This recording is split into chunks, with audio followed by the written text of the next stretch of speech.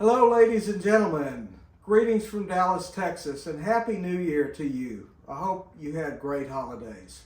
My name is George Baker, and I teach organ improvisation here at SMU in Dallas, Texas.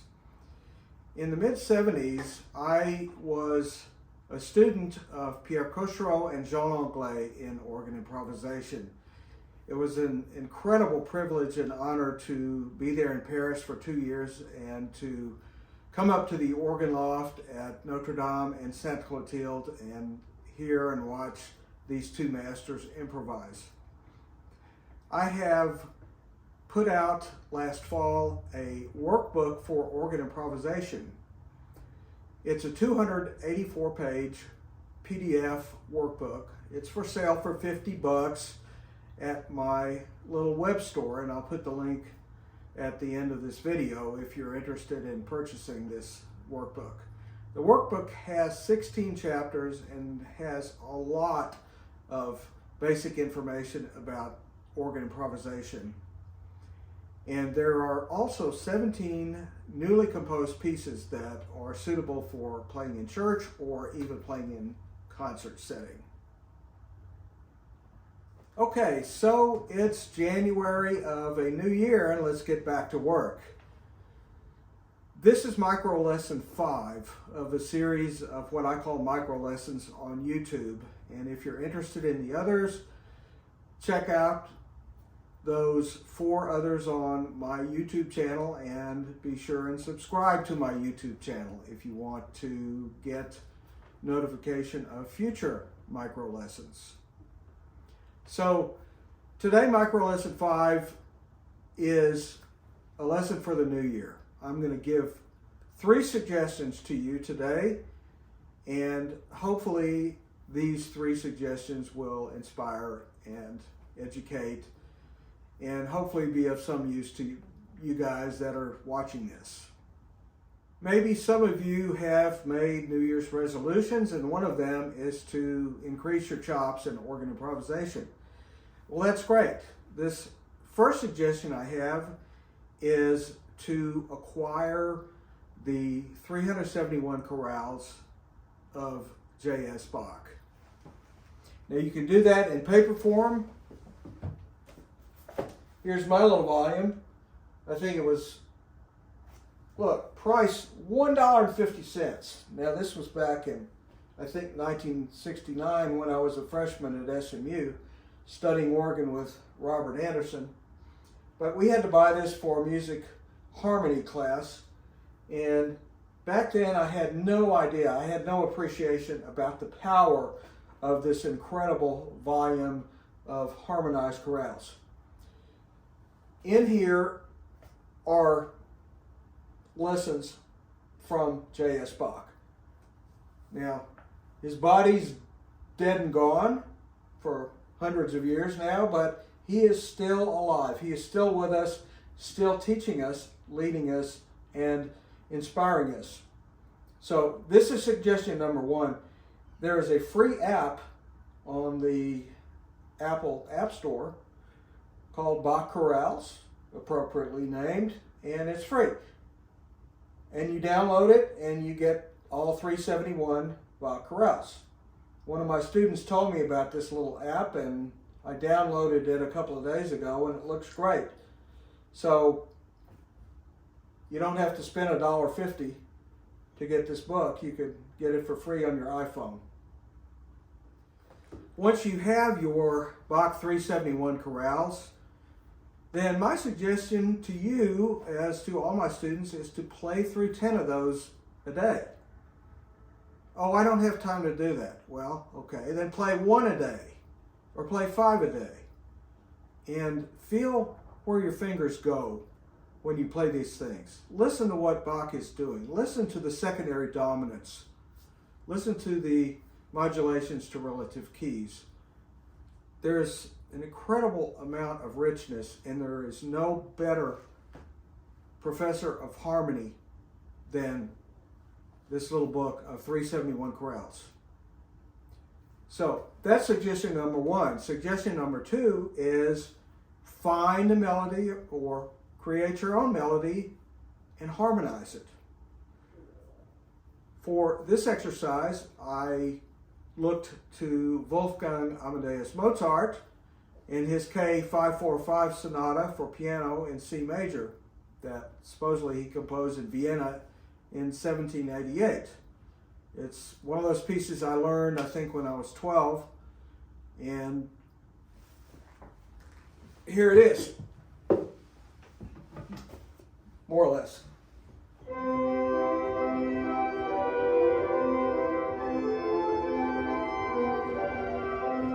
Okay, it's marked allegro, so it's allegro, right? Now, you can take that melody, which has what? How many chords? There's 3 chords. There's 1, 4, and 5.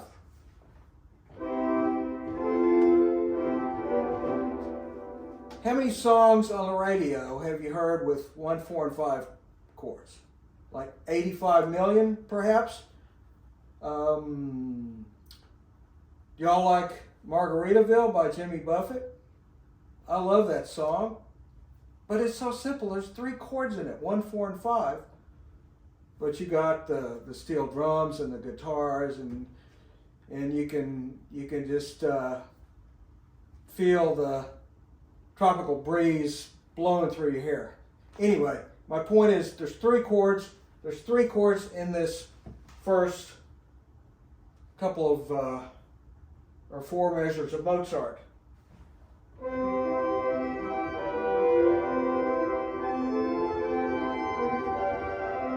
A delightful, charming little melody. So, what if I don't like that Mozart harmonization? Well, change it. Reharmonize it.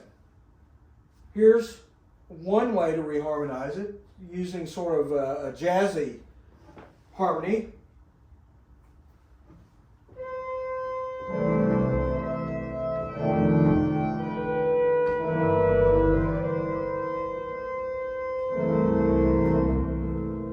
Okay. I played a wrong note, I think. There it is.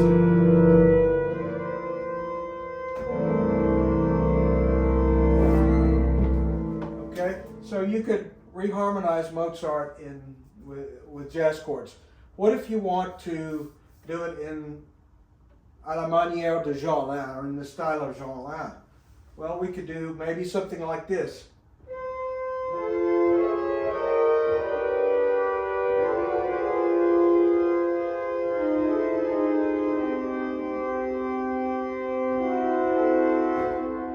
Something like that, using simply triads. Keep in mind that any note, like C, can be a root, a third, a fifth, a seventh, a ninth, 11th, a 13th of a chord. So, one note can serve in many, many, many, many chords. Almost, not infinite, but almost infinite. So, take a melody, harmonize it, reharmonize it, and have some fun. So again, suggestion 1, acquire the 371 Bach chorales and study them, play them, listen to them, learn from them. They're an incredibly rich resource. I can't say it enough. Suggestion number 2, find a melody. Could be any melody, anybody's melody. Mozart's melody, Dietrich Buxtehude's melody, I don't care whose melody it is. Find a melody you like and harmonize it. Reharmonize it. There's a million different harmonies that you can put to a given melody. Probably 80 million, I don't know. Suggestion number 3 is compose something. It can be anything. You can use all of the white keys in a Gregorian mode. You don't have to mess with the black keys. Or you could find a Beatles song or a Rolling Stones song or a song from the Supremes. Anything you like. Or again, write your own and then harmonize it. I have in my workbook a melody by my teacher Jean Langlais. And I love this melody And in the workbook, I have harmonized this melody 4 different ways. I want to play the melody, and then I'll play my first harmonization and a little teensy bit of the second harmonization. But if you want all 4, then please buy the little workbook that's for sale. So, Melody by Jean Langlais.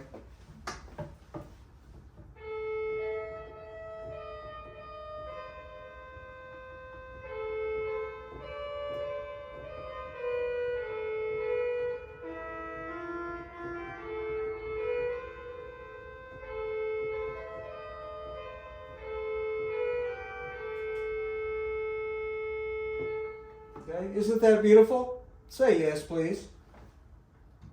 Good answer. Okay, harmonization number 1 by yours truly.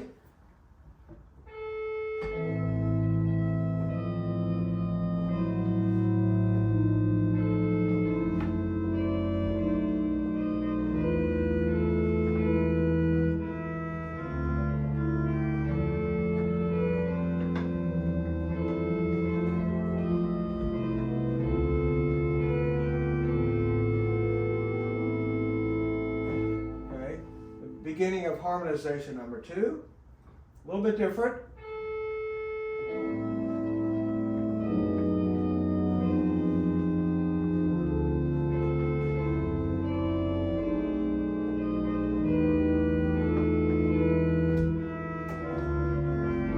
And so forth. So, again, illustrating there are lots and lots and lots of possible different harmonies that you can apply to a given melody.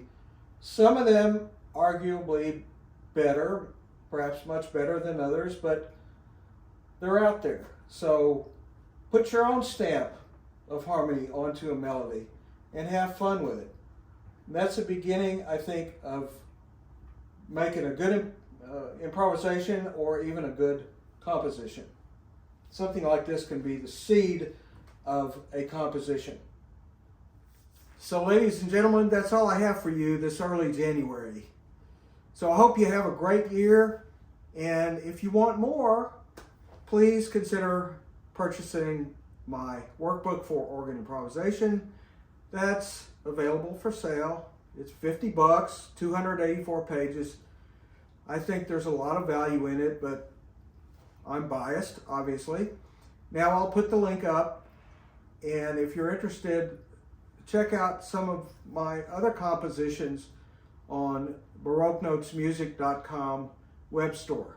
I hope you find something that you like, and I'll see you in the next video. Please subscribe to my YouTube channel, and have a great day and a great week. Thanks.